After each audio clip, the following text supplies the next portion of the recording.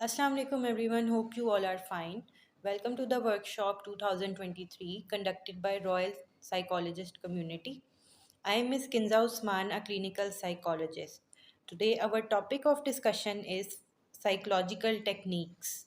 We will discuss what are some psychological techniques and where it is used and some slides will be shared. First of all, let's start with the definition of psychological techniques with the introduction of psychological techniques. That what are some psychological techniques that are used in clinics and different hospital settings and okay, so the definition of psychological techniques is very basic and it is clear from the name that psychological techniques are being method are the methods used in diagnosis and treatment of behavioral personality and the mental disorders.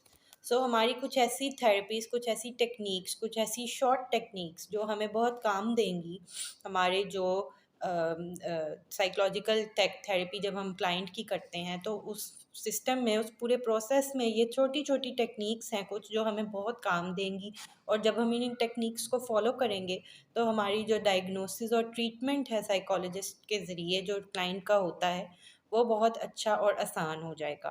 तो इन techniques के ज़रिए हम जो हमारा जो client है, हमारा जो पेशेंट है, उसकी जो डायग्नोसिस है और ट्रीटमेंट प्लान बनाएंगे। उसके बाद हम इन थेरेपीज़ को अप्लाई करेंगे। ये छोटी छोटी सी थेरेपीज़ हैं but these are very in the world of psychology, these are very working in the field of psychology. So आज हम 7 टेक्निक्स हैं जो डिस्कस करेंगे in detail and the 7 techniques under psychological techniques are cognitive restructuring, जिसमें हम cognition की restructuring कराते हैं, थॉट्स की रिस्ट्रक्चरिंग कराते हैं, इसके बारे में हम डिटेल अभी पढ़ेंगे। और narrative exposure therapy, activity scheduling, double triple column technique, developing new skills in the clients, focusing on the strengths of the client's daily thought record. So these are short techniques which are very helpful. As we have 1 hour, we will discuss these techniques in detail and slides will be shared and pictorial form of the images of the schedule like activity scheduling and others will be shared. So pictorial form will help you a lot in understanding the information. So I hope this workshop would be very working and very workful and very helpful and fruitful for everybody joining it. Okay, so number one technique is cognitive restructuring. It is a very small technique and it is very helpful and very effective in the therapy sessions. So इसमें हमने क्या करना है, इसमें हमने worksheets बनानी होती हैं कुछ जो कि हम जिसमें हम उनकी कुछ स्टेटमेंट्स हैं जो वो कहते हैं कि हम नहीं कर सकते या हम नहीं, ये हमसे नहीं हो रहा, इस तरह के कुछ नेगेटिव स्टेटमेंट्स को हमने रीस्ट्रक्चर करना है उनकी थॉट को और उसको पॉजिटिव में चेंज करना है। यानी कि उनकी कॉग्निशन की रीस्ट्रक्चरिंग, रीमेकिंग करवानी है।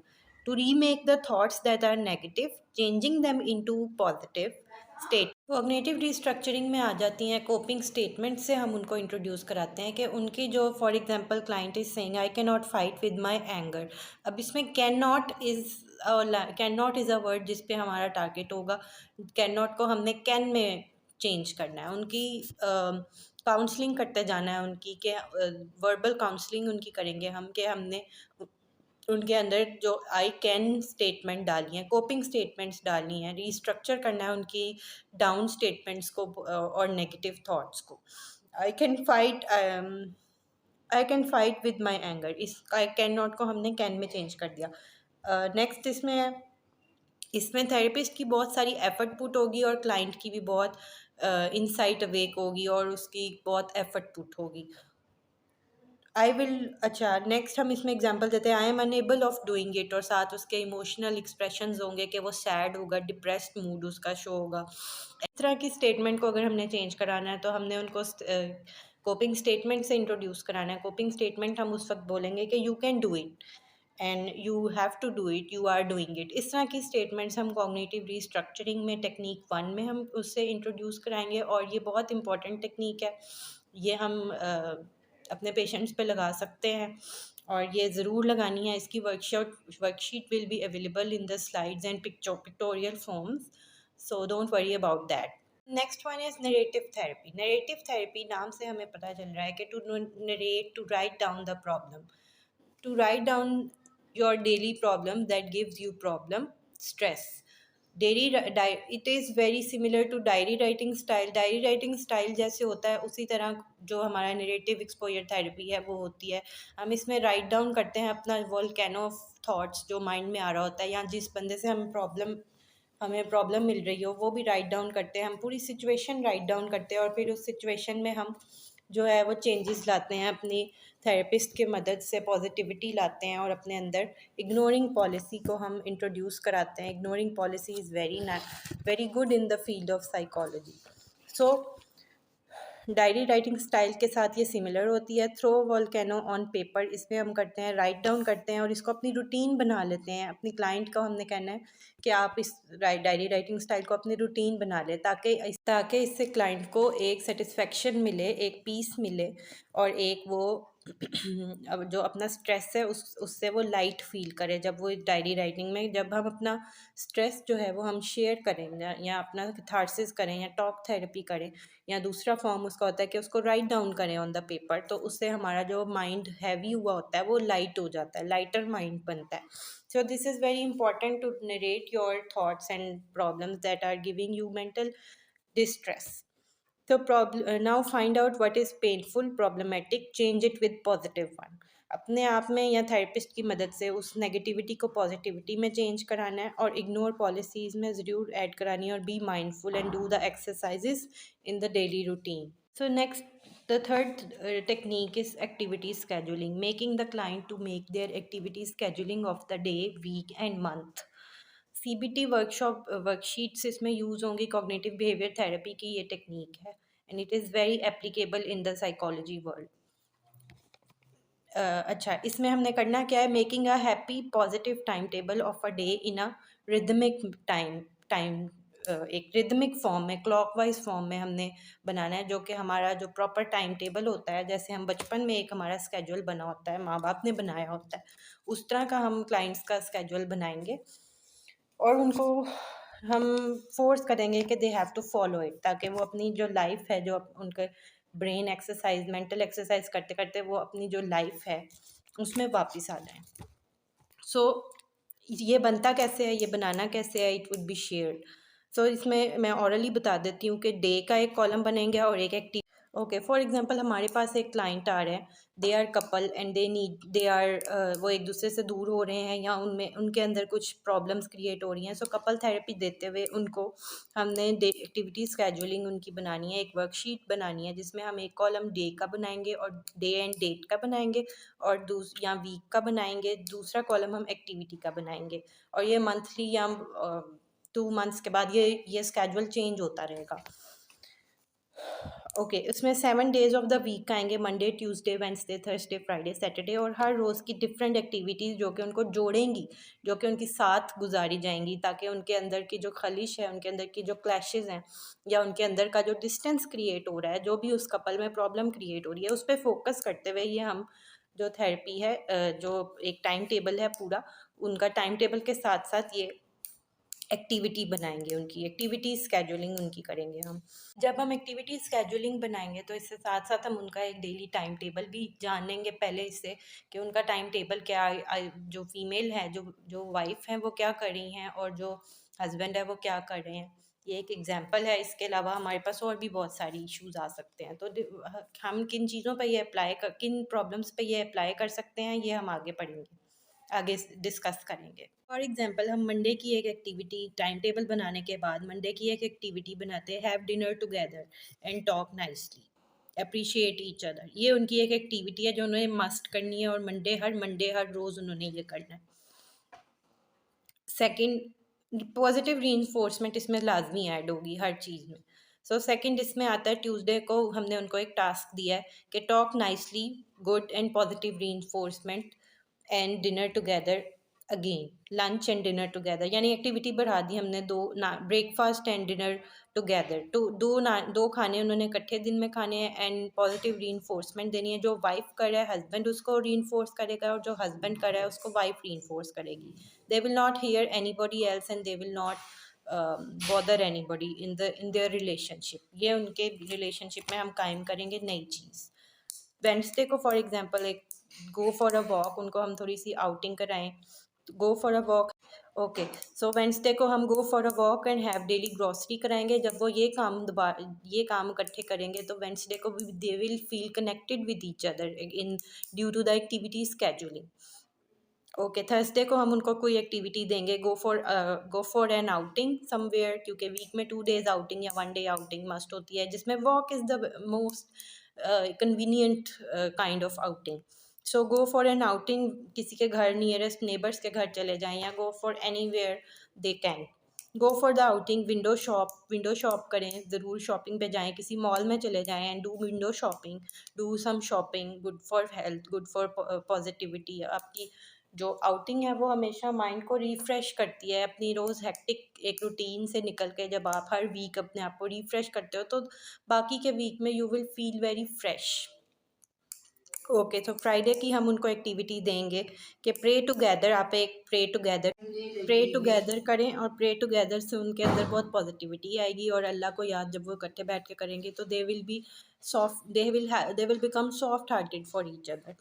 सो ईट टुगेदर भी बहुत अच्छी पॉजिटिव री के साथ खाना जब वो इकट्ठा खाएंगे तो दे will feel more attachment and ignore the others, the people who are for both of the members, the people who are creating problems, creating any disturbance in the life, ये दोनों को समझाना है कि उनको इग्नोर करके आपने एक दूसरे पे कुछ अरसे के लिए फोकस करके देखना है कि either this relationship can work if you both are putting effort in it.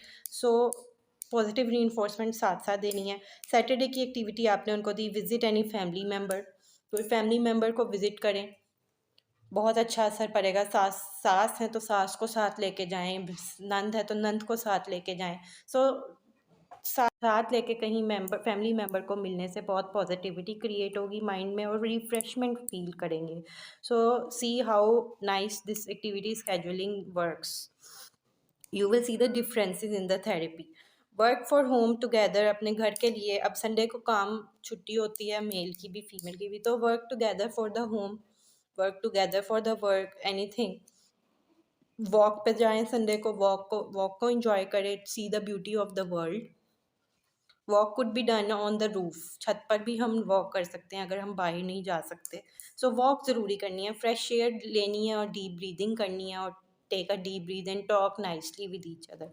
Dinner करना है, और अपनी मेमोरीज में जो मोमेंट्स हैं, जो पुराने अच्छे मोमेंट्स थे, उनको रिफ़्रेश करना।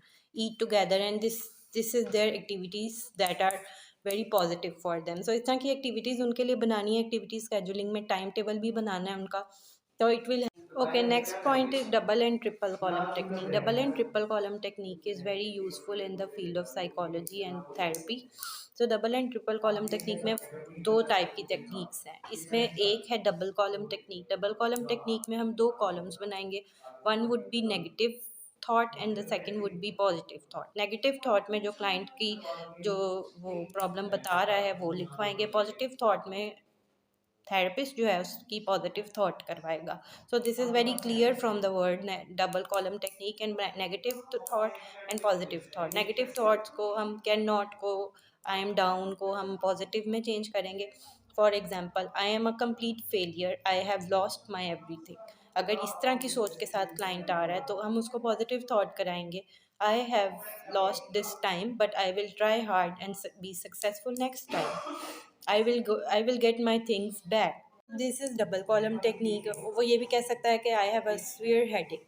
सो इसको हम पॉजिटिव में डालेंगे कि you have a severe headache, you should take some rest, you should take some painkiller, you should take some kahwa, you should take some anything that you should take a deep breathing and walk and exercise that will increase the oxygen supply in the body, and it will help you to increase your satisfaction and peace in the mind. So negative and positive thought double column technique ये है हमारे पास। Next इसमें आता है triple column technique. Triple column technique double column technique से बहुत similar है, पर इसमें एक कॉलम ऐड होगा, that would be distortion. First column इसमें होगा नेगेटिव थॉट, सेकंड कॉलम इसमें होगा डिस्टॉर्शन कॉलम, थर्ड कॉलम इसमें होगा पॉजिटिव पॉसिबिलिटी। तो for example, I should be thinner, I look अगली। एक लड़की आ रही है आपके पास, उसको बहुत डिप्रेशन हुआ हुआ है क्योंकि वो मोटी है। सो उसके मोटे होने की वजह से, उसके फैट होने की वजह से उसकी इमेज बहुत ख़राब है, या उसकी सेल्फ मोटिवेशन, सेल्फ इस्टीम बहुत डाउन हुई हुई है। डिफरेंट फैक्टर्स उसके डाउन हुए हुए हैं जो कि पॉजिटिव कराने हैं। सो आई शुड बी थिनर, वो उसके अंदर एक डिस्टॉर्शन, मेंटल डिस्टॉर्शन पैदा हो गया, जिसको वो शुड स्टेटमेंट, उसका डिस्टॉर्शन, हम उसकी स्टेटमेंट लिखवाएंगे। उसकी स्टेटमेंट लिखने के बाद हम उसमें से, उसके हमारे पास डिस्टॉर्शंस कुछ होते हैं, काफ़ी सारे मेंटल डिस्टॉर्शंस होते हैं, दैट इज़ अनदर टॉपिक। सो उसके जो डिस्टॉर्शन है उसको हम अंडरलाइन करेंगे उसकी स्टेटमेंट से, और उसको अंडरलाइन करने के बाद हम उस डिस्टॉर्शन को लिखेंगे कि this is the distortion, this is your thought. उसको हम साइको एजुकेट कराएंगे कि distortion is the only problem in your thought, या दिस कुड बी हैंडल्ड। और उसको पॉजिटिव थॉट देंगे, I can be thinner by putting some effort. और जब हम किसी साइकोलॉजिकल ट्रॉमा में, या किसी साइकोलॉजिकल पेन में, या हम प्रॉब्लम में घुसे होते हैं, तो हमें बेसिकली प्रॉब्लम से निकलना नहीं आ रहा होता, हमारे अंदर कैपेसिटी नहीं रहती कि हम उस प्रॉब्लम से निकल सकें। तो हमने, साइकोलॉजिस्ट ने कैपेसिटी डालनी होती है कि आप अपना ब्रेन की एक्सरसाइज करते करते अपने अंदर कैपेसिटी लाएं कि आप एक पॉजिटिव पाथ पे आ जाएं।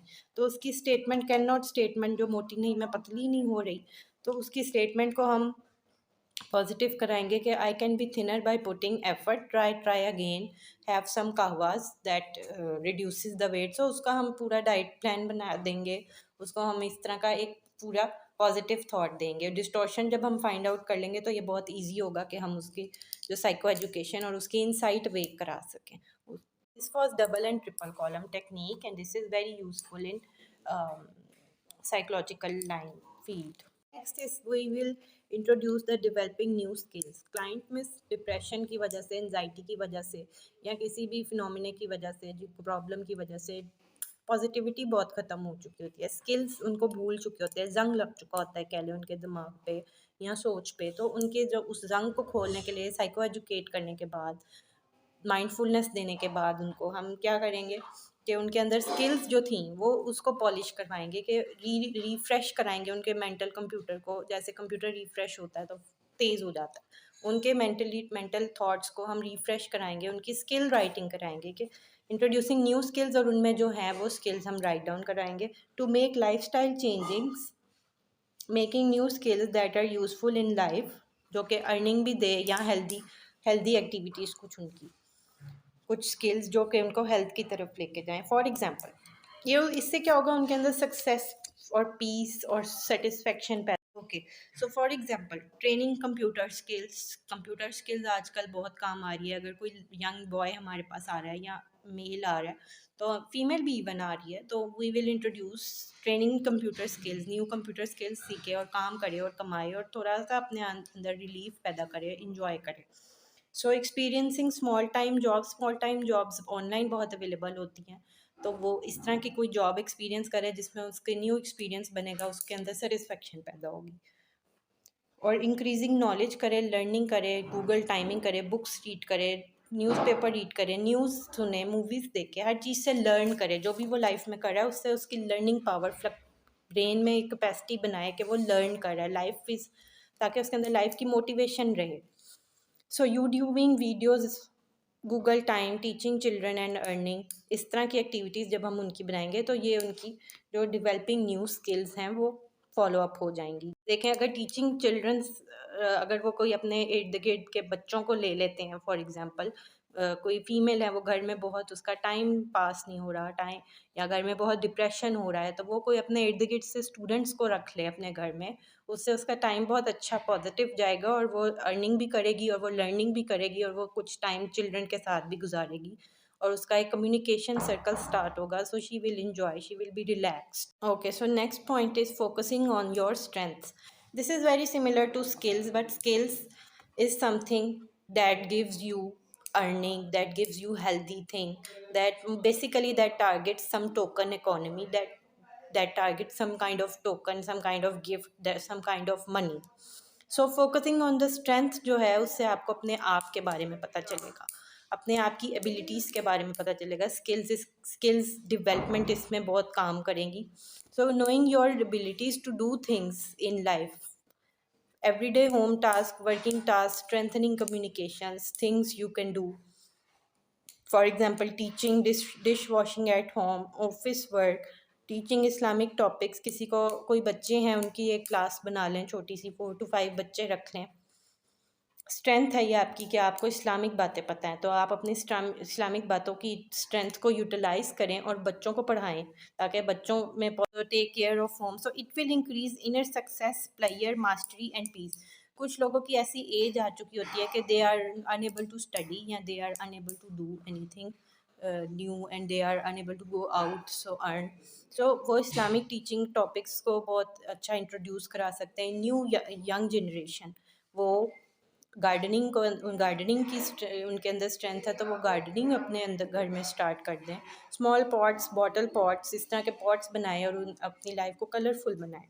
नेक्स्ट इसमें हमारे पास पॉइंट आता है डेली थॉट रिकॉर्ड।